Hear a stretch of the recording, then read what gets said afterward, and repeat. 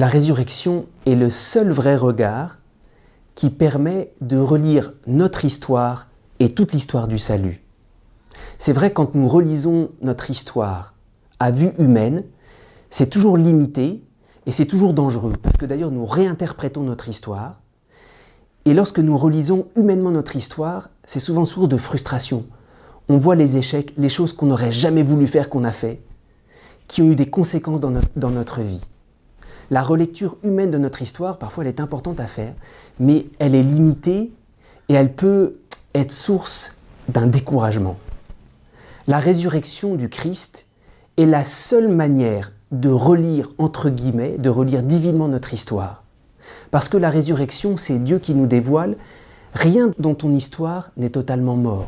C'est peut-être mort à vue humaine, mais rien en toi n'est perdu. Le grand mystère de la résurrection, c'est Dieu qui cherche le Christ dans la mort, qui nous recherche dans la mort.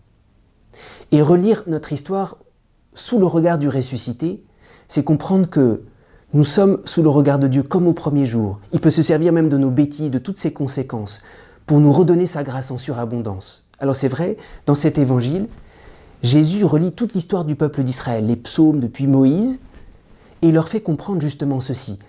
L'histoire du peuple d'Israël, si on la relit dans son entier, elle n'est absolument pas glorieuse.